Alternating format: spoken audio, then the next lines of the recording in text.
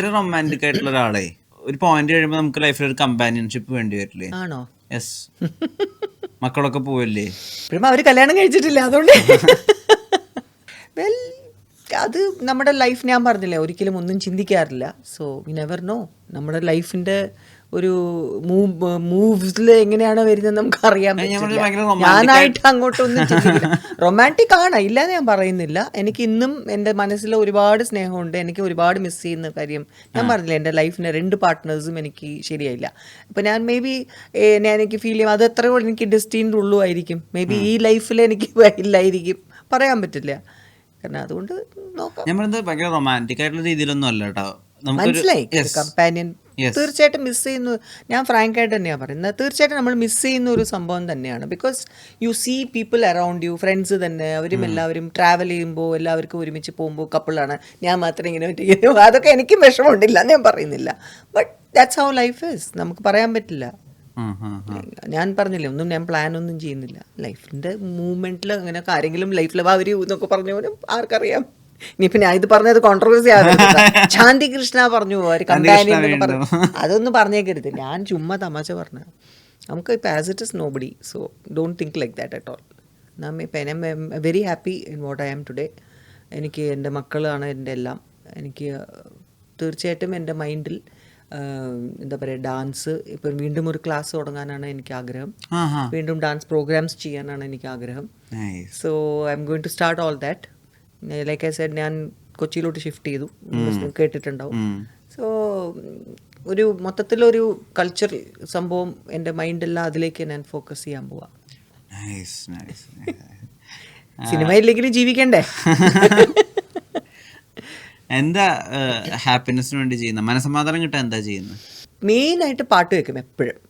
എനിക്ക് ഇഷ്ടമുള്ള സംഭവമാണ്. എന്തും ഇപ്പം ഞാൻ കുളിക്കാൻ പോകുമ്പോൾ പോലും പാട്ട് വെച്ചിട്ടാണ് പോയി കുളിക്കുന്നത്, അതുപോലെയാണ്. സോ ആഹാരം കഴിക്കുമ്പോൾ അല്ലെങ്കിൽ എന്തിനും ടി വി പാട്ട് വെക്കും, അല്ലെങ്കിൽ മ്യൂസിക് അലക്സ മ്യൂസിക് വെക്കും, അല്ലെങ്കിൽ എൻ്റെ ഫോണിൽ മ്യൂസിക് വെക്കും. പുറത്ത് പോകുമ്പോൾ ഫ്ലൈറ്റിൽ പോകുമ്പോൾ എല്ലാം കാതിൽ വെച്ചിട്ട് മ്യൂസിക് കേൾക്കും. So most of the time music തെറപ്പിയാണ് എനിക്ക്. സോ മെലഡി കേൾക്കും, അതിൽ ലിറിക്സ് പോലും നെഗറ്റീവ് ആണെങ്കിൽ ഞാൻ അടുത്ത പാട്ടിലോട്ട് പോകും. സോ എനിക്ക് mind, even if my mind is not okay, എനിക്ക് കേൾക്കണമെങ്കിൽ നല്ല എനിക്ക് ഇഷ്ടമുള്ള പാട്ട് വെച്ചിട്ട് ഞാനും ഉറക്കെ അതിൻ്റെ കൂടെ പാടും. സോ മൈൻഡ് റിലാക്സ് ആവും. So that is one of my music therapies. So അത് എനിക്ക് ഭയങ്കര ഇഷ്ടമുള്ള ഒരു കാര്യം. പിന്നെ അതാ നേരത്തെ ഉണ്ടായിരുന്നു എനിക്ക്, ഞാൻ എന്തെങ്കിലും പാട്ട് വെച്ചിട്ട് ഞാൻ കമ്പോസ് ചെയ്യും, കൊറിയോഗ്രാഫി ചെയ്യും, ഡാൻസൊക്കെ.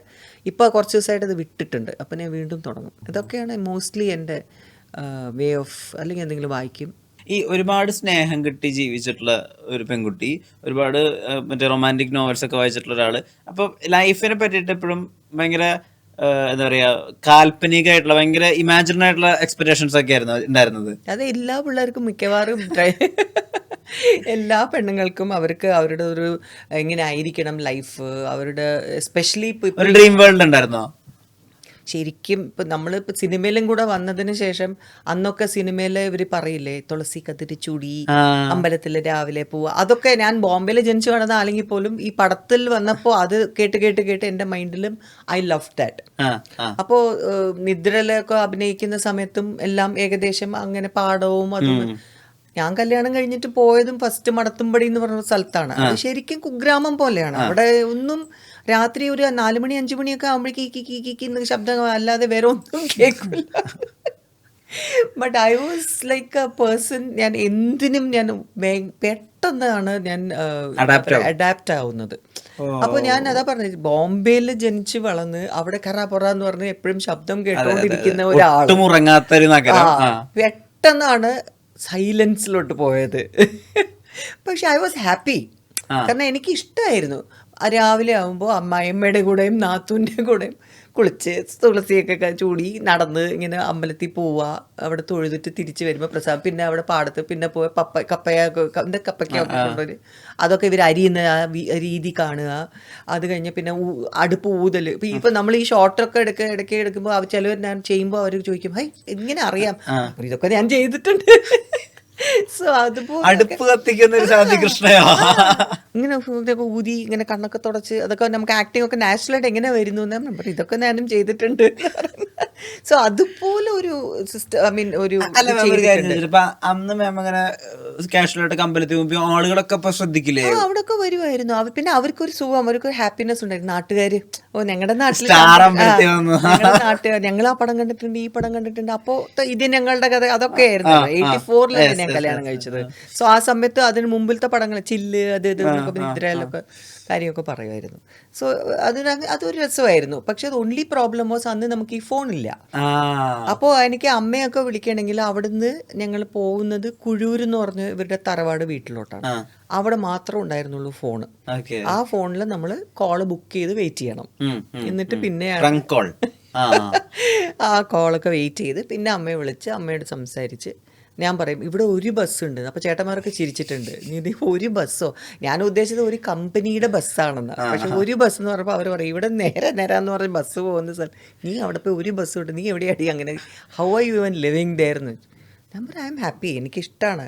പക്ഷെ കറണ്ട് പോയ ഒരാഴ്ചത്തേക്ക് ചിലപ്പോൾ കറണ്ട് വരില്ല. അങ്ങനെയൊക്കെ ആയിരുന്നു അവിടെ. എന്നിട്ട് പിന്നെ നമ്മുടെ ഇതൊക്കെ പെട്രോമാക്സ് ഒക്കെ ഇതുപോലെ ശാന്തികൃഷ്ണൻ ജീവിച്ചിട്ടുണ്ടോ എന്ന് ആലോചിക്കുമായിരിക്കും. അതുപോലെ ദീപം അതുപോലെയൊക്കെ ആയിരുന്നു നമ്മൾ. ദീപം ഞാൻ കണ്ടിട്ടില്ലേ പടങ്ങളില്, അതുപോലെ. അപ്പോൾ നാച്ചുറലി കാൽപ്പനികം പറയാൻ പറ്റില്ല. I have lived through that. ഇപ്പൊ നമ്മളിപ്പോ ഇതുപോലത്തെ ഒക്കെ ഞാൻ ഇങ്ങനെ ചിന്തിച്ചില്ലായിരുന്നു. Like I want to be കുഗ്രാമത്തിൽ പോയി ഇങ്ങനെ ജീവിക്കണം എന്നല്ലായിരുന്നു. പടങ്ങളിലൊക്കെ നമ്മൾ അതുപോലത്തെ സീൻസ് ഒക്കെ അഭിനയിക്കുമ്പോൾ ഇറ്റ് വാസ് ഇൻട്രസ്റ്റിംഗ്. പക്ഷെ എൻ്റെ ജീവിതത്തിൽ അങ്ങനെ ഉണ്ടാവും ഞാൻ വിചാരിച്ചില്ല. But I love that. കുറച്ച് ദിവസത്തേക്കൊക്കെ നമ്മൾ അങ്ങനെയൊക്കെ ജീവിക്കുമ്പോൾ. പിന്നെ നമ്മുടെ സുരേഷ് കുമാറൊക്കെയാണ് ശ്രീനാഥിനെ വിളിച്ചിട്ട് പറയായിരുന്നു അവിടെ ഒക്കെ നിന്ന് കഴിഞ്ഞാൽ മനുഷ്യനെ വിളിക്കണമെങ്കിൽ പോലും ഒരു വിധത്തിലും നിന്നെ കിട്ടില്ല, അതുകൊണ്ട് മര്യാദയ്ക്ക് നീ ട്രിവാൻഡ്രത്തോ എവിടെയെങ്കിലും വന്ന് ഇങ്ങനെ താമസിക്കുമെന്ന് പറഞ്ഞു. പിന്നെ ഞങ്ങൾ ട്രിവാൻഡ്രത്തോട്ട് വന്നു. അങ്ങനെയാണ് പിന്നെ ട്രിവാൻഡ്രത്തൊക്കെ ഷിഫ്റ്റ് ചെയ്തത്. കാരണം എന്തെങ്കിലും ഞാൻ പടം അപ്പോൾ വിട്ടു. ശ്രീനാഥിന് പടം ചെയ്യുകയാണെങ്കിലും തന്നെ ആരെങ്കിലും ഒക്കെ വിളിക്കണമെങ്കിലും ഒന്നുമില്ല, ലെറ്റർ കൂട്ടി അങ്ങനെയൊന്നും കിട്ടത്ത പോലും ഇല്ല. സോ അതുകൊണ്ട് വി കെയിം ടു ട്രിവാൻഡ്രം. അപ്പൊ അങ്ങനെയാണ് ട്രിവാൻഡ്രത്ത് താമസിക്കാൻ തുടങ്ങിയത്. പക്ഷെ എന്നാലും ഒരു കൾച്ചറൽ ഷോക്ക് ഒക്കെ പോലെ ഉണ്ടാവില്ലേ, കുറെ സൗകര്യങ്ങളുള്ള ഒരു സ്ഥലത്ത് നിന്ന്? എനിക്കത് മനസ്സിലാവും. അതാണ് ഞാൻ അല്ല സത്യമായിട്ടും ഞാൻ തന്നെ എന്നെ തന്നെ അത്ഭുതപ്പെട്ടിട്ടുണ്ട് പല പ്രാവശ്യവും. എന്ന് വെച്ചാൽ എനിക്ക് പെട്ടെന്ന് എല്ലാ ഇതിലും ഇപ്പോൾ ഭയങ്കര ലക്ഷ്യൂറിയസ് ആയിട്ടുള്ള ഒരു ഹോട്ടൽ അല്ലെങ്കിൽ ലക്ഷ്യൂറിയസ് ആയിട്ട് ഒരു വീട്ടിലോട്ടൊക്കെ പോയി കഴിഞ്ഞാൽ ഐ ലവ് ടു എക്സ്പ്ലോർ. ചിലതൊക്കെ നമുക്ക് എന്താന്ന് പോലും മനസ്സിലാവില്ലല്ലോ, സ്വിച്ച് എവിടെ ഉണ്ട്, ടൈപ്പ് എവിടെ ഉണ്ട്. പക്ഷേ I love to explore that. എന്നിട്ട് പിന്നെ ഒരു ദിവസം നമ്മൾ പിന്നെ മനസ്സിലാക്കി കഴിഞ്ഞാൽ പിന്നെ I will be luxuriously living. അതേ സമയത്ത് പെട്ടെന്ന് നമ്മൾ ഒരു ഇതുപോലെ കുഗ്രാമത്തിലേക്കൊക്കെ വരികയാണെങ്കിൽ അതിൻ്റെ ഇതിലേക്ക് ഞാൻ അങ്ങ് അഡാപ്റ്റ് ചെയ്യും. Somehow I don't know how, എനിക്ക് അങ്ങനെയാണ് എൻ്റെ സ്വഭാവം. അതായത് ഫാൻ കറങ്ങാത്ത ഒരു മുറിയിലും ശാന്തികൃഷ്ണൻ ഹാപ്പിയാണ്. ഞാൻ വീശിക്കൊണ്ട് ഇനി കുറച്ച് ഇറിറ്റേഷനൊക്കെ പിന്നീട് വരും. അയ്യോ വിയർക്കുന്നു, വിയർത്ത് കഴിഞ്ഞാൽ ഇച്ചിരി പാടാ. പക്ഷെ എന്നാൽ പോലും somehow you talk to people.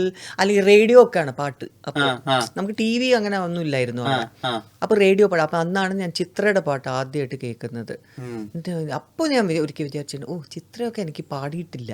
ഞാനുള്ളപ്പോൾ Janaki അമ്മയൊക്കെ ആയിരുന്നല്ലേ കൂടുതൽ പാട്ടുകൾ. അപ്പോൾ ഞാൻ പറഞ്ഞു ഓ ചിത്ര പാടിയിട്ട് ഞാൻ വാങ്ങുന്ന ഒരു സംഭവം ഒരു ഉണ്ട്.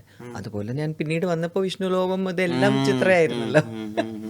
അതാ പറഞ്ഞു. അപ്പോൾ അങ്ങനെ ഐ മീൻ സംഹൗ മൈ ലൈഫിൽ ഒരുപാട് ആ കാര്യങ്ങളൊക്കെ ഒരുപാട് ഞാൻ ഹാവ് ഗോൺ ത്രൂ. സോ എനിക്കിഷ്ടമാണ് അങ്ങനെ ഒരു. പിന്നെ കാൽപ്പനികം ലൈക്ക് യു സെഡ് ഫാരി ടെയിൽ അത് എന്തായാലും ഉണ്ടായിരുന്നു നമ്മൾ മൈൻഡിൽ. അതുകൊണ്ടായിരിക്കും ഞാൻ ആദ്യം ശ്രീനാഥിനോട് എനിക്ക് അട്രാക്ഷൻ തോന്നിയതും. ഓ ടോൾ ഡാർക്ക് ഹാൻസം എന്നൊക്കെ പറയുമ്പോൾ ഈ ടോൾ ഡാർക്ക് അല്ലായിരുന്നു, എന്തായാലും ടോൾ ആൻഡ് ഹാൻസം ചേട്ടൻ. അപ്പോൾ ആ രീതിയിൽ നമുക്ക് എല്ലാം നമ്മൾ വിചാരിക്കും വോട്ട് എവർ ഹി ഈസ് ഒരു ഡ്രീം ബോയ്. അതായിരുന്നു. ഞങ്ങളുടെ പേരും ഭയങ്കരമായിട്ട് ആൾക്കാർക്ക് ഇഷ്ടപ്പെട്ടു. നല്ല ലുക്സ് ആണ്, നല്ല കപ്പിളാണ്, അങ്ങനെയൊക്കെ ആയിരുന്നു. പിന്നെ just goes on, life goes on എന്ന് പറയുന്ന പോലെ നമ്മൾ വിചാരിക്കുന്നതല്ലല്ലോ ചിലപ്പോൾ എല്ലാം നടക്കുന്നത്. നിങ്ങൾ ഭയങ്കര അഡ്വഞ്ചറസ് ലവർ ആയിരുന്നു ശാന്തികൃഷ്ണ. പ്രേമത്തിന് വേണ്ടി ഏതറ്റം വരെയും പോകുന്ന? അയ്യോ അങ്ങനെ ഒന്നുമില്ല. I just happen to fall in love. അത് നമുക്ക് ഒരിക്കലും അതിനു വേണ്ടി നമ്മൾ നടക്കുക എന്നൊക്കെ പറയാൻ പറ്റില്ലല്ലോ. നമ്മൾ ആൾക്കാരുടെ അടുത്ത് ചോദിക്കുമ്പോൾ അവർക്ക് പറയാൻ പറ്റും ലവ് ഒരിക്കലും പറഞ്ഞിട്ടല്ല വരുന്നത്, നമ്മൾ അറിയാതെ തന്നെ നമ്മൾ ചിലപ്പോൾ ഒരാൾക്ക് മനസ്സ് അങ്ങ് കൊടുത്തു പോകും. അപ്പൊ അതുപോലെയാണ് ഞാൻ first and foremost physical attraction ഉണ്ടാവും, because he was very handsome. അപ്പൊ നാച്ചുറലി ഞങ്ങളുടെ കൂടെ അഭിനയിക്കുമ്പോഴും പെരുമാറ്റവും നമ്മുടെ അടുത്ത് സംസാരിക്കുന്ന രീതിയും ഒക്കെ കണ്ട് നാച്ചുറലി നമുക്ക് അതൊരു ആ ഒരു ഏജും ആണ്. ഐ വാസ് ജസ്റ്റ് 18-19 ആണ് ഞാൻ കല്യാണം കഴിച്ചത്. ഐ തിങ്ക് ജസ്റ്റ് 19 കഴിഞ്ഞ് 20th ഇയറിലാണ്. ഇന്നത്തെ കാലത്ത് ഏതെങ്കിലും പെൺകുട്ടി 20ാമത്തെ വയസ്സിൽ കല്യാണം കഴിക്കണം എന്ന് തോന്നുന്നു. ഇപ്പൊ എന്റെ മോക്ക് 21 എത്ര കാലം ഡേറ്റ് ചെയ്തു? 2 മാസോ? ഡേറ്റിംഗ് ഒന്നും ഇല്ലായിരുന്നു. എന്റെ അമ്മ കൂടെ ഉണ്ടായിരുന്നു. എന്നിട്ടും അമ്മ ഇങ്ങനെ മിഴിച്ചൊക്കെ നോക്കും എന്നെ. പക്ഷെ എന്റെ മൈൻഡിൽ കത്തൊക്കെ ഉണ്ടായിരുന്നു. ഫോൺ ഞാൻ ബോംബെയിൽ പോകുമ്പോൾ പുള്ളി മദ്രാസിലൊക്കെ ചെന്നൈയിലൊക്കെ ഉള്ള സമയത്ത് എനിക്ക് എപ്പോഴും അപ്പോൾ ഫോൺ അടിക്കുമ്പോൾ തന്നെ മനസ്സൊക്കെ ഇങ്ങനെ ബട്ടർഫ്ലൈസ് എന്നൊക്കെ പറയുന്ന പോലെ ഫോണ് പോയി എടുക്കുക, എന്നിട്ട് ആരും കാണാതെ ഇങ്ങനെ പതുക്കെ വന്നിട്ട് ഫോണ് സംസാരിക്കുക. അപ്പൊ നമുക്ക് ഇങ്ങനെ കുഴഞ്ഞു കഴിഞ്ഞാൽ അതൊക്കെ ടിപ്പിക്കലാണ്. ഭയങ്കര സന്തോഷം വെച്ച് കഴിഞ്ഞാൽ അവിടെ പിണങ്ങി കഴിഞ്ഞാൽ നമുക്ക് ഭയങ്കര വിഷമം. ഈ ടിപ്പിക്കൽസ്, അതായത് ഒരു എന്താ പറയുക, ഇതൊക്കെ നമ്മുടെ മൈൻഡിൽ നോവലിലൊക്കെ വായിക്കുന്ന പോലെ തന്നെയാണ്. സോ വാട്ട് ഹാപ്പൻസ് ഇസ്, ഇതിലൊരു ഡിസഡ്വാൻറ്റേജിന്റെ കാര്യം എന്താണെന്ന് വെച്ചാൽ ആ ഒരു ഏജാണ് ഒന്നാമത്. ആ ഒരു ഏജിൽ നമുക്ക് what is real, what is infatuation, ഇങ്ങനത്തെ കാര്യങ്ങളൊന്നും അന്ന് നമുക്ക് മൈൻഡിൽ പോവില്ല. ഇപ്പൊ ഇതില് നമുക്ക് അച്ഛന് പറഞ്ഞാൽ എന്ത്, അമ്മ പറഞ്ഞാൽ എന്ത്, ചേട്ടന്മാര് പറഞ്ഞാൽ, ഒരുപാട് പേര് എൻ്റെ അടുത്ത് വന്ന് സംസാരിച്ചപ്പോൾ പറഞ്ഞു ഇപ്പോഴേ പോയി കല്യാണം ഒന്നും കഴിച്ചേക്കരുത്, എന്തിനാ 10-20 വയസ്സ് പോലും ആയില്ല, ഇങ്ങനെ എന്തിനാ ചെയ്യുന്നത്, അയ്യോ എനിക്ക് കല്യാണം കഴിക്കുകയാണെങ്കിൽ എനിക്ക് ശ്രീനാഥ് അല്ലാതെ വേറെ ആരും വേണ്ട, അങ്ങനെയൊക്കെ ആയിരുന്നു. എന്ത് ചെയ്താലും സമ്മതിക്കില്ല, ഭയങ്കര സ്റ്റബേൺ. അപ്പോ ഇപ്പൊ നമ്മൾ ആലോചിക്കുമ്പോ ശരിയാണ്, മണ്ടത്തരല്ലേ ചെയ്തത്. But that is how life is. നമുക്ക് ചിലപ്പോ ദെർ ആർ പീപ്പിൾ, ചില പേര് പറഞ്ഞാൽ കേൾക്കും, ഞാൻ പറഞ്ഞാൽ കേട്ടില്ല. അപ്പൊ എന്റെ ലൈഫിന്റെ ഏറ്റവും ഇമ്പോർട്ടൻ്റ് ആയിട്ടുള്ള ഡിസിഷൻസ് വലിയ കാര്യമായിട്ട് ഞാൻ തന്നെ എടുത്തു, അത് ശരിയായില്ല. അപ്പോൾ ഞാൻ പറയുന്നത് ആ സമയത്ത് ഐ തിങ്ക് എൻ്റെ ഈ ചെറുതിലെ വായിച്ചുകൊണ്ടിരുന്ന ഈ romantic novels could have been somewhere ഒരു ബാഡ് ഇൻഫ്ലുവൻസ്. കാരണം നമ്മുടെ തോട്ട് പ്രോസസ് അങ്ങനെ ആയിപ്പോവും. നമ്മൾ ഇതിനെ കുറിച്ച് വിചാരിക്കും, അപ്പം നമ്മൾ എങ്ങാനും നമുക്ക് വിഷമം ഉണ്ടെങ്കിലും പിന്നീട് വന്ന് നമ്മളുടെ അടുത്ത് ഇങ്ങനെ സംസാരിക്കും, അല്ലെങ്കിൽ ഏതെങ്കിലും രീതിയിൽ അത് ശരിയാവും. അപ്പൊ നമ്മളുടെ മൈൻഡിൽ എപ്പോഴും അത് ശരിയാവും. That confidence was there. കാരണം നോവലിൽ ശരിയായില്ല. സോ ദാറ്റ് ഇസ് ആണ് നമ്മുടെ മൈൻഡിൽ ചിലപ്പോൾ. ഐ ആം ജസ്റ്റ് സേയിങ്, ഇപ്പോൾ അതിനെ കുറിച്ച് ചിന്തിക്കുമ്പോൾ ഞാൻ വിചാരിക്കുന്നത് അതാണ്. അപ്പൊ ആളുകൾ ഒന്ന് പറയാം, മോളെ ഇത് ചൈൽഡിഷ് ആണ്, ഇത് പ്രായത്തിനാണ്, അങ്ങനത്തെ ഉപദേശങ്ങൾ വരുമായിരുന്നു. എത്ര പേര്, എൻ്റെ അമ്മാവനൊക്കെ വന്നിട്ട് പറഞ്ഞു, ഞാൻ എനിക്ക് വേറെ എവിടെയെങ്കിലും ജോലി വാങ്ങിച്ചു തരാം, നീ സിനിമയൊക്കെ നിർത്തിക്കും, വേറെ എവിടെയെങ്കിലും പോ, അപ്പൊ നിനക്ക് ഇഷ്ടം ട്രാവൽസ് അല്ലേ, അപ്പൊ അപ്പൊക്കെ ട്രാവൽസ് ആണല്ലോ, അപ്പൊ ട്രാവൽസിൽ അവിടെ പോയി, എനിക്ക് അറിയാവുന്ന ഒരു കടയുണ്ട്, മറ്റേ ഒരു ട്രാവൽസ് ഉണ്ട്, അവിടെ നിനക്ക് ജോലി വാങ്ങി, നിനക്ക് അത് ഇഷ്ടമല്ലെങ്കിൽ ഞാൻ അത് ചെയ്യാം, പക്ഷെ കല്യാണം കഴിക്കുകയാണെങ്കിൽ എന്നിട്ടാണ് പിന്നെ ഒരു രക്ഷയില്ലാതെ പിന്നെ അവർ ഞങ്ങളുടെ സ്റ്റൈലിൽ തന്നെ, ബ്രാഹ്മിൻ സ്റ്റൈലിൽ തന്നെ ഞങ്ങളുടെ കല്യാണമൊക്കെ കഴിപ്പിച്ചു ബോംബെയിൽ. അതിനുശേഷമാണ് നെക്സ്റ്റ് ഡേ പെട്ടിയൊക്കെ എടുത്ത് നേരെ പോയത് മടത്തുംപടിയിലോട്ട്. അല്ല, എന്നാലേ ലൈറ്റ്സ്, ആളുകള്, ഫെയിം, എവിടെ തിരിഞ്ഞാലുള്ള ശ്രദ്ധ, അതൊരു 6 വർഷത്തേക്ക് കട്ട് ഓഫ് ചെയ്യുമ്പോൾ അത് മെന്റൽ ഹെൽത്തിനൊന്നും ബാധിക്കില്ല. I don't think so. I mean depends on the person. അതായത് ഇപ്പൊ നമ്മളിപ്പോ ഏത് രീതിയിലാണ് ഒരു സിറ്റുവേഷൻ കൈകാര്യം ചെയ്യുന്നത്, എങ്ങനെ എല്ലാവരും ഡിഫറെന്റ് ആണ്. ഇപ്പൊ എന്റെ കാര്യം തന്നെ, ഇപ്പൊ എന്റെ ലൈഫിന്റെ അപ്സ് ആൻഡ് ഡൗൺസ് ഒക്കെ നിങ്ങൾ കേട്ട് കഴിഞ്ഞാൽ നിങ്ങൾക്ക് ഒരിക്കലും വിചാരിക്കാൻ പറ്റില്ല ശാന്തികൃഷ്ണ ഇങ്ങനെ ചിരിച്ചുകൊണ്ടിരിക്കുന്നത്. It's like that. ബിക്കോസ് ഞാൻ തന്നെ എന്നെ തന്നെ സ്വയം ഞാൻ അത്ഭുതപ്പെട്ടിട്ടുള്ള കാര്യങ്ങളാണ്. മേ ബി എൻ്റെ പേരൻസിൻ്റെ അപ്ബ്രിങ്ങിങ്ങിലോ സം വേർ ദാറ്റ് ആ ഒരു സെക്യൂരിറ്റി, അതായത് ഒരു ഫാമിലിയുടെ സെക്യൂരിറ്റി, അത് 100% നമുക്ക് അത്യാവശ്യമാണ്. കാരണം അല്ലെങ്കിൽ ഫ്രണ്ട്സ് ഉണ്ടാവണം, യുനോ, ആരെങ്കിലും വളരെ സ്ട്രോങ് ആയിട്ട് നമ്മളെ ഇങ്ങനെ എനിക്ക് മോറൽ സപ്പോർട്ട് തരണം ആ സമയത്തൊക്കെ. അപ്പോൾ അങ്ങനെയൊക്കെ വരുമ്പോഴാണ് ഇവരുടെ ഒരു സെക്യൂരിറ്റിയിലാണ് നമ്മൾ ഒരു ഇതുപോലത്തെ വൃത്തികെട്ട സിറ്റുവേഷനിൽ എന്തെങ്കിലും ഉണ്ടെങ്കിലോ അല്ലെങ്കിൽ കഷ്ടപ്പെട്ട എന്തെങ്കിലും സിറ്റുവേഷനിൽ നിന്ന് കരകയറാൻ പറ്റുന്നത്. സോ ഞാൻ ഒരു കാര്യം പറയുന്നത് എന്താ എപ്പോഴും പറയുന്നത്, എൻ്റെ ലൈഫിൻ്റെ സിറ്റുവേഷൻസ് അങ്ങനെയൊക്കെ വരുമ്പോഴെല്ലാം സിനിമയാണ് എനിക്ക് എന്നെ വിളിച്ചതും എന്നെ കരകയറ്റിയതും എന്ന് പറയാമെന്ന്. ബിക്കോസ് സംഹൗ ദൈവത്തിൻ്റെ ഒരു അനുഗ്രഹമാണോ അച്ഛനമ്മയുടെ ഒരു അനുഗ്രഹമാണോ, എന്തായാലും അങ്ങോട്ട് തേടി പോകേണ്ട വന്നിട്ടില്ല. എല്ലാം ഇങ്ങോട്ട് വരും ചെയ്തു സിനിമ. കറക്റ്റ് നമ്മുടെ ആ ഒരു പീരിയഡ്സിൽ കറക്റ്റ് ടൈമിൽ സിനിമ വരും, എന്നെ വിളിക്കും ബാ എന്ന് പറഞ്ഞിട്ട്. അത് ഇല്ലായിരുന്നുവെങ്കിൽ എനിക്ക് അറിഞ്ഞൂടാ എൻ്റെ ജീവിതം എന്നുമായിരുന്നു. ബിക്കോസ് നമുക്കൊന്നും ചെയ്യാനും ഇല്ല, നമുക്കൊന്നും പറയാൻ പറ്റില്ലാത്ത സിറ്റുവേഷൻ ആണെങ്കിൽ I don't know mental health എങ്ങനെ ആയിരിക്കും എന്ന്. സോ ഇറ്റ് ക്യാൻ, നമുക്ക് ഇങ്ങോട്ടും പോവാം ഇങ്ങോട്ടും പോവാത്ത സിറ്റുവേഷൻസ് വരാം. കിളി പോയാനാ സിനിമ ഇല്ലായിരുന്നെങ്കിൽ കിളി ഇപ്പോഴും കുറച്ച് പോയതാണ്. No but what I'm saying is seriously നമുക്ക് സപ്പോർട്ട് വേണം. You need moral support, family first, പിന്നെ ഡെഫിനറ്റ്ലി ഫ്രണ്ട്സ്. ആരെങ്കിലുമൊക്കെ നമ്മുടെ കൂടെ, നമ്മുടെ സിൻസിയറായിട്ട് നമ്മുടെ കൂടെ നിൽക്കുന്നു എന്ന് നമുക്ക് ആ ധൈര്യമുണ്ടെങ്കിൽ നമുക്ക് ലൈഫിൽ ഹാപ്പി ആയിട്ട്, അല്ലെങ്കിൽ എന്ത് സിറ്റുവേഷനിൽ നിന്നും കരകയറാൻ പറ്റും. ഇപ്പോൾ ടൈം മെഷീൻ എടുത്തിട്ട് പണ്ട് പോകാൻ പറ്റാന്ന് വിചാരിച്ചോ, അന്ന് ഇപ്പോൾ ഒരാളോട് ഭയങ്കര ഇഷ്ടമുണ്ട്, പക്ഷെ ബാഗേജസ് ഒന്നും വേണ്ട, നമുക്ക് കല്യാണം കഴിക്കണ്ട, ഒരുമിച്ച് ജീവിക്കാം, അങ്ങനെ ഒരു സാധ്യത ഉണ്ടായിരുന്നെങ്കിൽ ശാന്തികൃഷ്ണൻ അത് ചൂസ് ചെയ്യായിരുന്നു ആ സമയത്ത്? അന്നൊക്കെ നമ്മൾ ടൈം മെഷീനും കൊണ്ട് നമ്മൾ പണ്ടത്തെ പോയി കഴിഞ്ഞാൽ ആ തോട്ട് പ്രോസസ്സിൽ നമുക്ക് ഉണ്ടാവുള്ളൂ. ഓ അതും ശരിയാണല്ലോ. അന്ന് കല്യാണം എന്ന് പറഞ്ഞാൽ അത്ര, ഇപ്പൊ എൻ്റെ അമ്മയും അച്ഛനൊക്കെ എത്ര വർഷത്തിന്റെ ഒരു റിലേഷൻഷിപ്പ് നമ്മൾ ഇന്ന് എപ്പോഴെങ്കിലും കേൾക്കാൻ പറ്റുന്നുണ്ട്. 60 വർഷമായി കല്യാണം കഴിഞ്ഞ്, 70 വർഷമായി കല്യാണം കഴിഞ്ഞ് എന്നൊക്കെ പറയുമ്പോൾ അന്നൊക്കെ അവർക്ക് വേറെ ഒരു മാർഗവും ഇല്ല. അവർക്ക് സ്റ്റഡീസ് വൈസും അല്ലെങ്കിൽ ജോലിക്ക് പോകാൻ പാടില്ല, കല്യാണം കഴിഞ്ഞ് കഴിഞ്ഞാൽ പിന്നെ വീട്ടിലിരിക്കുക, വീട്ടിൽ ജോലി ചെയ്യുക, അങ്ങനെയൊക്കെ മാത്രം പഠിപ്പിച്ച് വിടുന്നതും നാച്ചുറലി അവർക്ക് എന്തുണ്ടെങ്കിലും ഏത് രീതിയിലാണെങ്കിലും they have to live that life. അപ്പോൾ ആ ഒരു തോട്ട് പ്രോസസ്സിൽ വരുമ്പോൾ നാച്ചുറലി നമുക്ക് അതല്ലേ ചിന്തിക്കാൻ പറ്റൂ. അപ്പം നമുക്ക് കല്യാണം കഴിക്കാതെ ലിവിനോ കൊല്ലില്ലേ അതുപോലൊക്കെ. അപ്പോൾ അത് ഐ ഡോണ്ട് തിങ്ക് നമ്മൾ അങ്ങനത്തെ ചിന്ത വരുമായിരുന്നു. എനിക്ക് ആ സമയത്ത് കല്യാണം തന്നെ ആയിരുന്നുണ്ടാവും. ബട്ട് ഇപ്പോഴത്തെ തോട്ട് നമുക്ക് വരുന്നത് ഈ ഒരു ഫ്രീഡം ഒക്കെ പെണ്ണുങ്ങൾക്ക് വന്നതിന് ശേഷമാണല്ലോ. ഇപ്പൊ ആർഗ്യൂ ഒക്കെ ചെയ്യുകയാണെങ്കിൽ പലതും നമുക്ക് ആൾക്കാർ പറയാം, അതാരാ ഫ്രീഡം കൊടുക്കുന്നത്, മനസ്സിലായല്ലോ. ഇപ്പൊ ആണും പെണ്ണും ഈക്വൽ ആയിട്ടാണ് ദൈവം സൃഷ്ടിച്ചിരിക്കുന്നത്. പക്ഷെ അതിൽ എവിടെ നിന്ന് കിട്ടി, ആരാണ് ഈ ആണുങ്ങൾക്ക് ഈ ഇത് കൊടുത്തത്, പവർ, ദാറ്റ് നിങ്ങള് പെണ്ണുങ്ങളെ കൺട്രോൾ ചെയ്യേ എന്ന്. അപ്പൊ നീ ആരാ, അപ്പൊ അങ്ങനെ ചോദ്യം വരാൻ തുടങ്ങി. അങ്ങനെയുള്ള നീ ആരാ എനിക്ക് ഫ്രീഡം തരാൻ, നീ ആരാ എൻ്റെ അടുത്ത് അങ്ങോട്ട് പൊയ്ക്കോളാൻ പറയാൻ, ഞാൻ നിന്നോട് പൊയ്ക്കോളാൻ പറഞ്ഞില്ലേ എന്ന് പറയുമ്പോൾ നിങ്ങൾക്ക് പെർമിഷൻ തന്നാലേ എനിക്ക് പോവാം. See this is how the people speak now. Arguments ഇപ്പൊ പെണ്ണുങ്ങളാണെങ്കിൽ ആരും കോംപ്രമൈസ് ചെയ്യത്തില്ല. ഞാൻ അങ്ങ് പോയിട്ട് വരാട്ടോ, ഓക്കെ എന്ന് ആയിരിക്കണം. കാരണം ആണുങ്ങൾ പോകുമ്പോൾ പെണ്ണുങ്ങൾ ഒക്കെ പറയുന്നില്ലേ, എന്തുകൊണ്ട് പെണ്ണുങ്ങൾ പോകുമ്പോൾ ആണുങ്ങൾക്ക് എന്താ ട്രസ്റ്റ് ഇല്ലാത്തത് എന്നാണ്. പക്ഷേ ഇപ്പോഴത്തെ generation I feel like I said examples ഞാൻ കണ്ടിട്ടുമുണ്ട്, അങ്ങനെ husband and wife who have always this way and I respect them. ഇങ്ങനെ ഈ equality, the way they communicate, ഇതൊക്കെ ഞാൻ പറയും, ഇതുപോലെ നമുക്ക് ബുദ്ധി വന്നില്ല ആ സമയത്ത്, അത് വേറെ കാര്യം. അപ്പം ഞാൻ പറയാം അതുപോലെ ആണെങ്കിൽ it would have been good.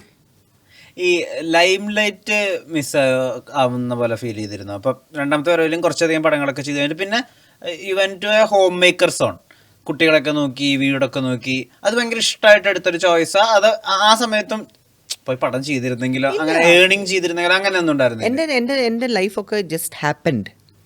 എൻ്റെ ലൈഫിൽ ഒരിക്കലും ഞാനായിട്ട് ഒരു പ്ലാൻ ഇല്ല, നോ വേ. കാരണം പറഞ്ഞ പോലെ സിനിമ പോലും എനിക്ക് ഇങ്ങനെ വന്നതാണല്ലോ.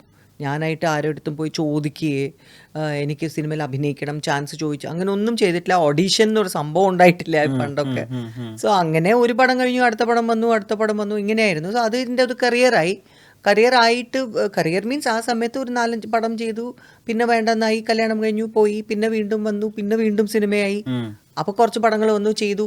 ഒരിക്കലും ഞാൻ ഈ പടം കഴിഞ്ഞ് കഴിഞ്ഞാൽ പിന്നെ ഞാൻ കുറച്ച് ദിവസം ഞാൻ റെസ്റ്റ് എടുക്കാൻ പോവുക, അങ്ങനെ ഒന്നും ചിന്തിച്ചിട്ടില്ല. അത് കഴിഞ്ഞു, വേറെ ആൾ എൻ്റെ ജീവിതത്തിൽ വന്നു, അപ്പോൾ പിന്നെ കല്യാണം കഴിച്ചു, പിന്നെ പോയി, അമേരിക്കയിലായിരുന്നു, പിന്നെ കഴിഞ്ഞു ബാംഗ്ലൂരായി, പിന്നെ പിള്ളേർ വന്നതിന് ശേഷം അവരുടെ കൂടെ ആയി. So I was like literally ഒരു ടിപ്പിക്കൽ അമ്മ. അവരെ പോയി പിക്ക് ചെയ്യുക, വരിക, പിന്നെ PTA അറ്റൻഡ് ചെയ്യുക, അവരുടെ സ്കൂളിങ്സ്. സോ ഒരിക്കലും ആ സമയത്ത് ഞാൻ എനിക്കിപ്പോൾ അത് പടം കിട്ടിയിരുന്നെങ്കിൽ ചിന്തിച്ചില്ല. ഓഫേഴ്സ് വന്നു, ഞാൻ ചെയ്തില്ല. ഞാൻ പറഞ്ഞില്ല സർ ഞാനിപ്പോൾ അഭിനയിക്കുന്നില്ല, അങ്ങനെ തന്നെയായിരുന്നു. പിന്നെ വീണ്ടും എൻ്റെ ലൈഫിൽ ഞാൻ പറഞ്ഞില്ലേ, എന്തുണ്ടെങ്കിലും ആ സിറ്റുവേഷനിൽ കറക്റ്റായിട്ട് എവിടെ ഉണ്ടെങ്കിലും എന്നെ തപ്പി പിടിച്ചാണ് മറ്റേ ഞണ്ടുകളുടെ നാട്ടിൽ എനിക്ക് കിട്ടിയത് ചാൻസ്. അപ്പോൾ ഞാൻ അതിൽ വിശ്വസിക്കുന്നു. അതായത് നമുക്കുള്ളതാണെങ്കിൽ എവിടെ ഉണ്ടെങ്കിലും അത് നമ്മുടെ അടുത്ത് തന്നെ വരും എന്ന്. അപ്പോൾ അതുകൊണ്ടാണ് ആ പടമൊക്കെ എൻ്റെ കയ്യിൽ വന്നത്.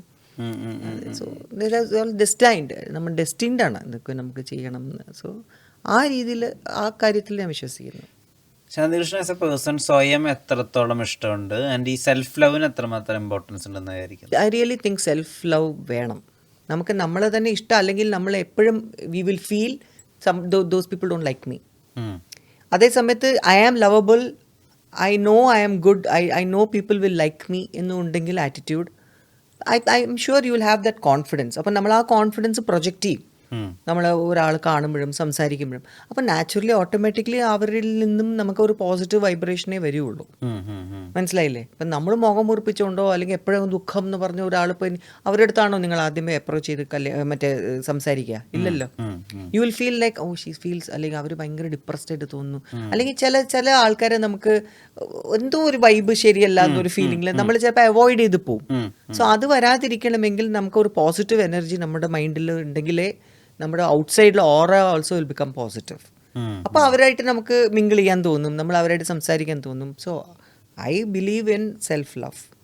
നമുക്ക് നമ്മളിൽ നിന്ന് ഒരു കോൺഫിഡൻസ് വേണം. എന്ന് വെച്ചാൽ ഓവർ കോൺഫിഡൻസ് അല്ല, നമുക്ക് യു ഫീൽ ദാറ്റ് ഓക്കെ എനിക്ക് I know I M honest, I know I M good, I know I can do this. അപ്പോൾ ഞാനിപ്പോൾ ഒരാളുടെ അടുത്ത് ഒരു കാര്യം സംസാരിക്കണമെങ്കിൽ അവർക്ക് നമ്മളുടെ അടുത്ത് ഇങ്ങോട്ട് സംസാരിക്കാൻ തോന്നണം. അല്ലെങ്കിൽ അവർ സംസാരിച്ച് കഴിഞ്ഞാൽ അവർ വന്നോ എന്ന് ആവരുത്. അത് ഞാൻ വളരെയധികം I try my best to avoid ആ ഒരു ആറ്റിറ്റ്യൂഡ്.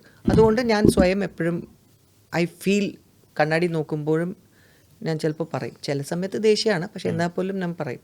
എന്താ കണ്ണാടി നോക്കി പറയുന്നു? അത് പേഴ്സണലാണ്.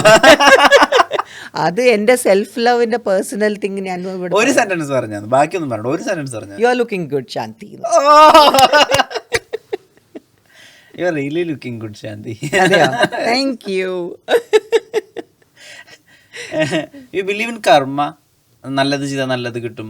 I just feel that positivity നമ്മൾ കൊടുത്തു കഴിഞ്ഞാൽ നമുക്ക് പോസിറ്റിവിറ്റി കിട്ടും. I believe in that. കാരണം നമ്മൾ I believe in universe, I believe in nature. ഞാനല്ലാതെ ഒരു പ്രത്യേകിച്ച് നമ്മൾ പറയുന്ന പോലെ പണ്ട് വളരെയധികം സൂപ്പർസ്റ്റിഷ്യസ് ആയിരുന്നു. ഓരോന്നിനും പരിഹാരം, ഓരോന്നിനും ഇത് ചെയ്ത് അമ്പലത്തിൽ പോവാ, അങ്ങനെ ഭ്രാന്ത് പോലെ ആയിരുന്നു ഞാൻ. പിന്നെ എൻ്റെ ലൈഫിൻ്റെ പല പല സിറ്റുവേഷൻസ് കാണുമ്പോൾ I was like it doesn't make any difference. നമുക്ക് അങ്ങനെ ഡിഫറൻസ് അല്ല, നമ്മളെ മാറ്റണം. ഒരു എന്തെങ്കിലും നമ്മുടെ ഉള്ളിൽ ഒരു നെഗറ്റിവിറ്റി ഉണ്ടെങ്കിൽ അത് നമുക്ക് തന്നെ തോന്നണം മാറ്റാൻ. അല്ലെങ്കിൽ വേറെ ഒരാൾക്കും വന്ന് മാറ്റാനൊന്നും പറ്റൂല. Even if they tell you what, നമുക്ക് കൺവിൻസ്ഡ് അല്ലെങ്കിൽ നമ്മൾ തോന്നണ്ടേ ചെയ്യാൻ. നിങ്ങൾ ചെയ്യിപ്പിക്കാൻ പറ്റില്ലല്ലോ ഒരാളെ കൊണ്ട്. So I believe in that. അപ്പോൾ അതുകൊണ്ട് ഐ ഫീൽ എന്താണ് കർമ്മ എന്ന് അങ്ങനെ ഞാൻ വിചാരിക്കാറില്ല. പക്ഷെ നമ്മൾ ആരെയും ഹേർട്ട് ചെയ്യരുത്, നമ്മൾ നല്ലതേ ചെയ്യാവൂ. ആൻഡ് ആ രീതിയിൽ ഞാൻ ചിന്തിക്കും. കാരണം സൂപ്പർസ്റ്റിഷ്യൻസ് കുറവാണ് ഇപ്പോൾ, പണ്ടത്തെ പോലെ അത്രയും ഇല്ല. ഭക്തിക്ക് കുറവൊന്നും. ഭക്തി എന്ന് പറഞ്ഞാൽ ഇപ്പോഴും ഞാൻ പണ്ടത്തെ പോലെ എല്ലാ കാണുന്ന അമ്പലങ്ങളെല്ലാം കയറി പോവില്ല. അതായിരുന്നു ചെയ്തുകൊണ്ടിരുന്നത്. ശരിക്കും വയസ്സാകുമ്പോൾ ഇത് കൂടുതലേ ചെയ്യാല്ലേ? വയസ്സാർക്കായി നിനക്ക് സോറി ശരിക്കും അതും ചോദിക്കാൻ പാടില്ലല്ലോ അല്ലേ? അല്ല മനസ്സുകൊണ്ട് 16 ഉള്ളൂ. 16 ഉള്ളൂ. ഇപ്പോഴും ഐ എം വെരി യങ് തന്നെയാണ് എൻ്റെ മൈൻഡിൽ എപ്പോഴും. Because I like to be happy. എനിക്ക് കൊച്ചു പിള്ളേരായിട്ട് ഭയങ്കര ഇഷ്ടമാണ്. എനിക്ക് അവർ കൂടെ ഇരുന്നാൽ അവരുടെ കൂടെ കളിക്കാനും അവരുടെ കൂടെ അവർ സംസാരിക്കാനും. അവർ എൻ്റെ അടുത്ത് എങ്ങനെയെങ്കിലും മാഗ്നറ്റ് പോലെ എൻ്റെ അടുത്ത് വന്നോളും. ഏത് കൊച്ചു പിള്ളേരാണെങ്കിലും ആദ്യമൊക്കെ ഇങ്ങനെ കാണിച്ച് വാന്നൊക്കെ വിളിച്ച് ഞാൻ എങ്ങനെയെങ്കിലുമൊക്കെ അവരെ സോപ്പടിച്ച് അവർ വരും എൻ്റെ അടുത്ത്. ഇന്നലെ പോലും ഞാനൊരു അമ്പലത്തിൽ പോയി, അവിടെ നാമജപമായിരുന്നു. ആ കൊച്ചു കുറച്ച് അകലേ നിന്നിട്ട് എന്നെ ഇങ്ങനെ നോക്കുക. ഞാൻ പറഞ്ഞു മോള് വാ പറഞ്ഞ് ഫസ്റ്റ് ഇങ്ങനെ കാണിച്ചു. പിന്നെ നോക്കുമ്പോൾ മടിയിൽ വന്ന് കയറിയിരുന്നു. അതുപോലെയാണ്, മാഗ്നറ്റ് പോലെയാണ് ഞാൻ പിള്ളേരുമായിട്ട്. എനിക്ക് ഭയങ്കര ഇഷ്ടമാണ് അവരായിട്ട് കളിക്കാനും സംസാരിക്കാനും ഒക്കെ. അവരുടെ ഇന്നസെൻസും. കാരണം അതുകൊണ്ടായിരിക്കാം ഇവൻ എൻ്റെ മൈൻഡും യങ് ആണ്. എനിക്കും അവര് ഭയങ്കര അതുപോലത്തെയാണ് എനിക്കിഷ്ടം. എന്ന് വെച്ചാൽ പ്രായമുള്ളവരെ എനിക്ക് ഇഷ്ടമല്ല എന്നല്ല, അവരായിട്ടും എനിക്ക് ഇഷ്ടമാണ്. അവർ പല അവരുടെ സ്റ്റോറീസ്, എക്സ്പീരിയൻസസ് അങ്ങനെയൊക്കെ കേൾക്കാനും ഒക്കെ. പക്ഷെ ചില എനിക്ക് അവരാരും ഹേർട്ട് ചെയ്യുന്ന എനിക്ക് ഒട്ടും ഇഷ്ടമല്ല. എനിക്ക് ഭയങ്കരമായിട്ട് അങ്ങ് ദേഷ്യം കയറും ആരെങ്കിലും അങ്ങനെ വയസ്സായ ആൾക്കാര് എന്തെങ്കിലും ഒരു ചീപ്പായിട്ട് പറയുകയും അല്ലെങ്കിൽ അവർ ചിരിക്കുന്ന അവരെ അങ്ങനെയൊക്കെ എനിക്ക് കണ്ടു കഴിഞ്ഞാൽ കേട്ട് കഴിഞ്ഞാൽ ഞാൻ ചിലപ്പോൾ പോയി ചോദിക്കുകയും ചെയ്യും അവരുടെ അടുത്ത്. എനിക്ക് അത്രയ്ക്ക് ചിലപ്പോൾ എനിക്കത് കൺട്രോൾ ചെയ്യാൻ പറ്റൂല. എല്ലാവരും വയസ്സായാൽ പോകുമ്പോൾ ഹൗ വി നോ നമ്മൾ എന്ത് നമുക്ക് സംഭവിക്കാൻ പോകുന്നത്. Never do that, you know. അത് അപ്പോൾ അങ്ങനെയൊക്കെ പറഞ്ഞിട്ടുണ്ട് ഞാൻ. അപ്പോൾ ആ രീതിയിലൊക്കെ ഐ എം വെരി വെരി പറയും. ഞാൻ പണ്ടത്തെ പോലെയല്ല, ഞാനിപ്പോൾ ഒരുപാട് റിയാക്ട് ചെയ്യുന്നുണ്ട്, സംസാരിക്കുന്നുണ്ട്. പക്ഷെ കുറെ കൺട്രോൾ ചെയ്യണം. ദേഷ്യമൊക്കെ കൺട്രോൾ ചെയ്യായിരുന്നോ പണ്ട്? അതിപ്പോ പണ്ടൊക്കെ ദേഷ്യമല്ല, കരച്ചിലായിരുന്നു കൂടുതലും. ദേഷ്യം വന്നാലും കരയും, കാരണം എനിക്കൊന്ന് ഹെൽപ്ലെസ് ആയി പോകുന്നവർ കരയും. അങ്ങനെയൊക്കെ ആയിരുന്നു. അപ്പോൾ ചേട്ടന്മാർക്ക് ദേഷ്യം വരും, കാരണം അമ്മ അവരെയാണ് ചീത്ത വിളിക്കുന്നത്. അവൾ വിട്ടുകൊടുക്കുക എന്ന് പറയും. അപ്പോൾ ഞാൻ കരയുമ്പോൾ അവരെയാണല്ലോ ചീത്ത വിളിക്കുക. സോ അതുകൊണ്ട് അങ്ങനെ. പക്ഷേ I think now as you age ഈ നമുക്ക് കോൺഫിഡൻസും ഞാൻ പറഞ്ഞത് എപ്പോഴും എക്സ്പീരിയൻസ് കാര്യം ഞാൻ പറയുന്നത് ഇതുകൊണ്ടാണ്. നമ്മുടെ ലൈഫിൻ്റെ ഓരോരോ കാര്യങ്ങൾ വരുമ്പോൾ ഓട്ടോമാറ്റിക്കലി നമ്മൾ അറിഞ്ഞോ അറിയാതെയോ സബ് കോൺഷ്യസ് മൈൻഡിലും ആ ട്രേറ്റ്സോ എന്തെങ്കിലും പേഴ്സണാലിറ്റി ചേഞ്ച് ഉണ്ടാവും 100%. സോ അത് നമ്മൾ പ്രൊജക്റ്റ് ചെയ്യും. ഇപ്പോൾ ഞാൻ തന്നെ ഇപ്പോൾ ലൊക്കേഷനിൽ മീര ജാസ്മിനായിട്ട് ഞാൻ മറ്റേ പാലും പഴവും അഭിനയിക്കുമ്പോൾ, ചാക്കോച്ചനായിട്ട് കുട്ടനാട് മാർപ്പാപ്പിൽ അഭിനയിക്കുമ്പോൾ എന്നെ ആദ്യമായിട്ട് തന്നെ അവർ എൻ്റെ കൂടെ വർക്ക് ചെയ്യുന്നതും എന്നെ കാണുന്നതും എല്ലാം എനിക്കറിയാം. ചാക്കോച്ചനൊക്കെ ഫസ്റ്റ് തന്നെ നമസ്കാരം മാഡം, ഹലോ ഹാനി, ആ സ്റ്റൈലായിരുന്നു. ഞാൻ അവിടെ ചെന്ന് ശ്രീജിത്തുമായിട്ടൊക്കെ സംസാരിക്കുമ്പോൾ ഇതാണോ നമ്മുടെ ശാന്തികൃഷ്ണ മാഡം എന്ന് പറയുന്നത്, അതാണ്. കാരണം അവർ I am like literally like ലാഫിങ് ഇത്. അപ്പം തൊട്ട് അവരും നമ്മുടെ അടുത്ത് സംസാരിക്കുമ്പോഴും എല്ലാം they are also very like childish ആ രീതിയിലാണ്. ഇന്നും ചാക്കോച്ചൻ എന്നെ കാണുമ്പോഴും വന്നിട്ട് എൻ്റെ മേരി എൻ്റെ സോറ്റിമാം എന്നൊക്കെ പറഞ്ഞു വരും. അപ്പോൾ അതുപോലെ ഞാൻ നമ്മുടെ മീരയെ കണ്ടപ്പോഴും സെയിം തിങ് ആയിരുന്നു. ഒരിക്കലും വിചാരിച്ചില്ല മാം ഇത്രയും ജോവിയലാണ്, ഇത്രയും ടൈം പാസ് ആണ് എന്ന് പറഞ്ഞിട്ട് ഭയങ്കരമായിട്ട് ഞങ്ങൾ ചിരിപ്പിക്കും എല്ലാവരും സെറ്റിൽ. അപ്പോൾ പറയും ഇതുപോലെ ഞങ്ങൾ ഒരിക്കലും ചിന്തിക്കാൻ പോലും പറ്റില്ല. പണ്ടത്തെ ശാന്തികൃഷ്ണ മാമിൻ്റെ ക്യാരക്ടേഴ്സൊക്കെ ആലോചിക്കുമ്പോൾ നമ്മളും വിചാരിക്കും ഇങ്ങനെ ഇരിക്കും ഒരു സ്ഥലത്ത് വളരെ ഇങ്ങനെ ക്വയറ്റായിട്ട്. പണ്ട് ഞാൻ പറഞ്ഞു പണ്ട് അങ്ങനെ ആയിരുന്നു, അത് ഭാഷ അറിയാത്തതുകൊണ്ട് എന്ന് വരെ പറഞ്ഞിട്ടുണ്ട്. But I basically like to talk. How was your motherhood? അമ്മയായി 2 കുട്ടികൾ. ദാറ്റ് വാസ് അമേസിങ് എക്സ്പീരിയൻസ് ആണ്. കാരണം മോന് ബാംഗ്ലൂരാണ് ജനിച്ചത്, മോള് US-ലാണ് ജനിച്ചത്. അപ്പോൾ it was A totally different experience രണ്ടുപേരും. പക്ഷെ പിന്നെ ബാംഗ്ലൂരിലായിരുന്നു കൂടുതൽ പഠിച്ചതും. പിന്നെ ഇൻ ബിറ്റ്വീൻ വീണ്ടും US-ൽ പോയി, അവിടെ അവർ കുറച്ച് പഠിച്ചു. പിന്നെ വീണ്ടും ബാംഗ്ലൂർ വന്ന് പിന്നെ അവിടെ പഠിച്ചു. ഇപ്പോൾ വീണ്ടും they have gone to the US. So basically അവർ ഞാൻ പറഞ്ഞൊരു മെയിൻ ആയിട്ട് കമ്മ്യൂണിക്കേഷൻ ഉള്ളത് കൊണ്ട് അവരായിട്ട് I know how my relationship is അവരായിട്ട്. അപ്പോൾ അതുകൊണ്ട് മദർഹുഡ് ഐ വാസ് എൻജോയിങ്. കാരണം ഓരോന്നിനും അവർ എൻ്റെ അടുത്ത് വരുമ്പോൾ ഓരോന്ന് ചിന്തിച്ച് ഓരോന്ന് ആലോചിച്ച് ഞാൻ ചെയ്യുമായിരുന്നു അവർക്കെല്ലാം. സോ ആസ് എ മദർ, ഏത് മദറും ചെയ്യുന്ന ഒരു കാര്യം തന്നെയാണ് ഞാനും ചെയ്തതെന്ന് പറയാം. ബട്ട് കുറച്ച് ഓവർലി ഇൻവോൾവ് ആയിരുന്നു. എനിക്ക് ഇഷ്ടമായിരുന്നു അവരുടെ പ്രോജക്ട്സ് കാണാനും അവരുടെയൊക്കെ സ്കൂളിൻ്റെ ഓരോരോ എന്താ ചെയ്യുന്നതെന്ന് അറിയാനും.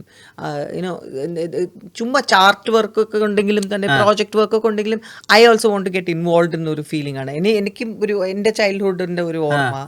സോ എനിക്കതൊക്കെ ഭയങ്കര ഇഷ്ടമാണ്, ഇന്നും എനിക്കിഷ്ടമാണ്. മോളിപ്പോൾ digital media, she does new media design. അപ്പോൾ എനിക്കും ഭയങ്കര ക്രിയേറ്റീവ് അല്ലേ ഞാനും.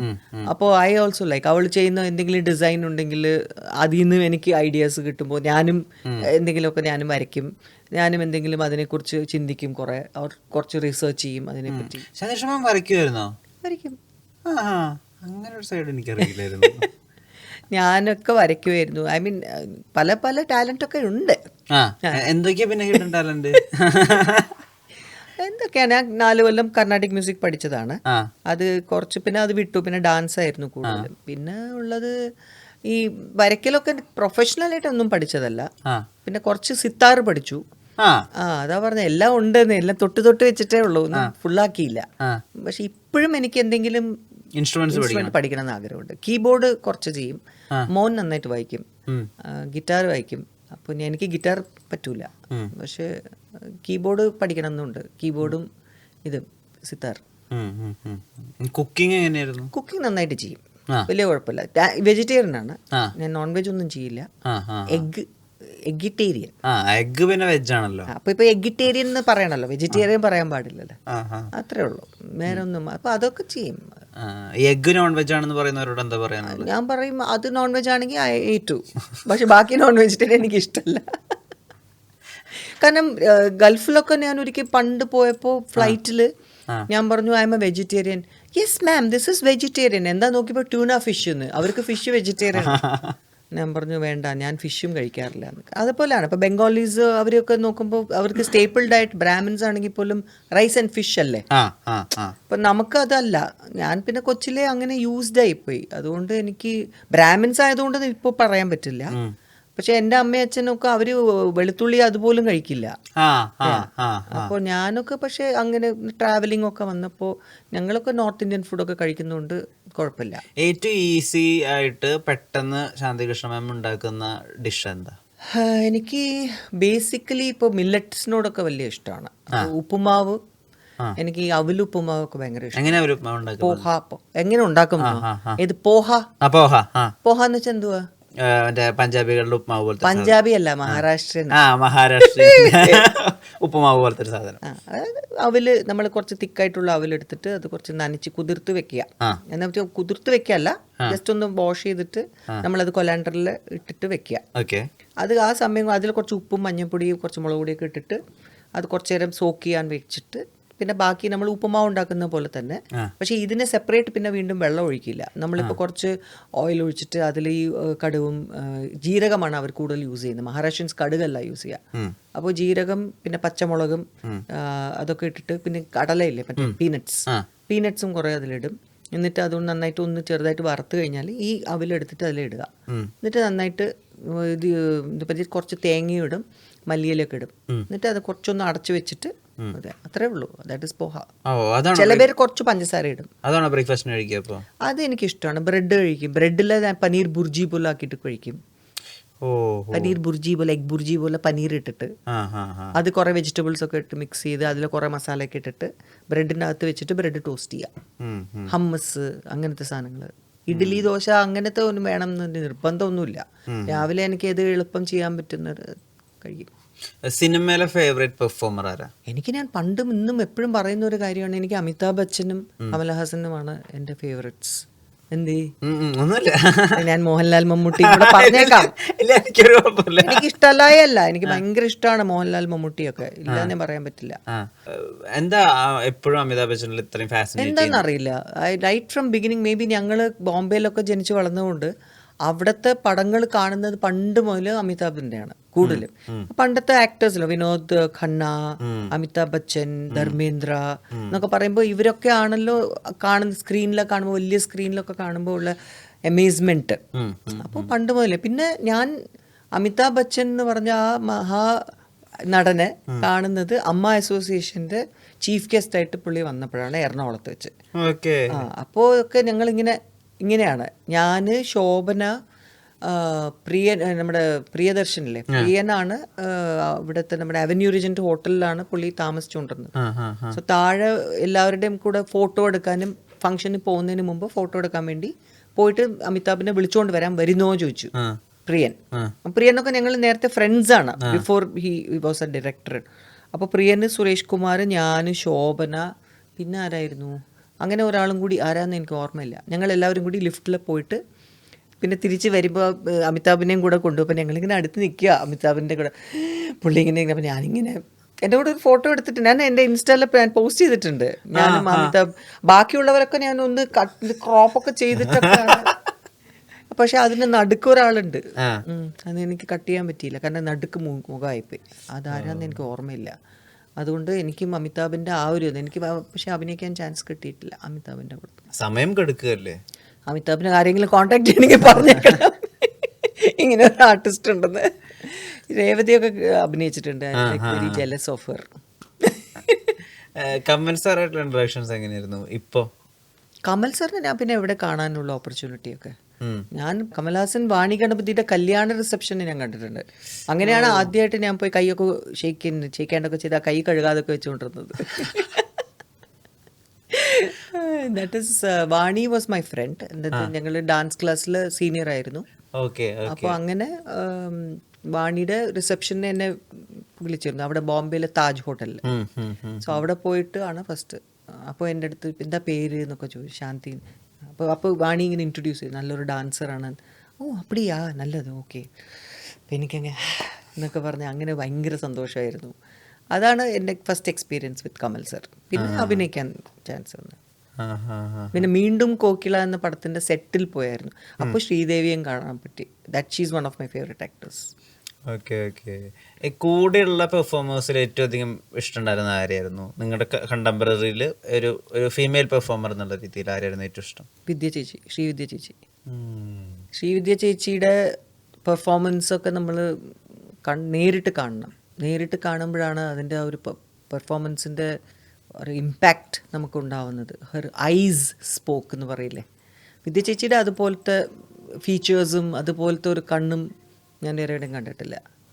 ഞാൻ ആദ്യം വിദ്യ ചേച്ചിയെ കാണുന്നത് ചേച്ചിയുടെ പെർഫോമൻസ്, ഡാൻസ് പെർഫോമൻസിനാണ്. ഞാൻ കൊച്ചിലെ ബോംബെയിൽ ഷൺമുഖാനന്ദ ഹാളിൽ വെച്ച് ചേച്ചിയുടെ പെർഫോമൻസ് ഡാൻസ് കൃഷ്ണാനി ബേഗനെ ബാറോ കളിച്ച് ഒരുപാട് മിസ് ചെയ്യുന്ന ഒരു ആക്ടറാണ് അവർ. എന്തൊരു അമേസിംഗ് പെർഫോമറും കൂടിയല്ലേ. ഇരകളിലൊക്കെ അവർ ചെയ്തിട്ടുള്ളത്. അവരുടെ പെർഫോമൻസ് ഒന്നും ആർക്കും ബീറ്റ് ചെയ്യാൻ പറ്റൂല. അതാണ് എനിക്ക് തോന്നുന്നത്. സവിധമില് എനിക്ക് സെക്കൻഡ് ബെസ്റ്റ് ആക്ട്രസിനായിരുന്നു. എനിക്ക് വിഷമം എന്തുകൊണ്ട് തോന്നിയില്ല, ബെസ്റ്റ് ആക്ട്രസ് വിദ്യ ചേച്ചി ആയിരുന്നു അന്ന്. അപ്പൊ എന്റെ ഫേവറേറ്റ് ആക്ടർ. അപ്പൊ ഞാൻ പറഞ്ഞു ചേച്ചിക്ക് ശേഷം എന്നെ അല്ലേ അവർ ചിന്തിച്ച്. അങ്ങനെയാണ് ഞാൻ എൻ്റെ മൈൻഡിൽ പോയത്. So I was very very happy അന്ന് കിട്ടിയത് അവാർഡ്.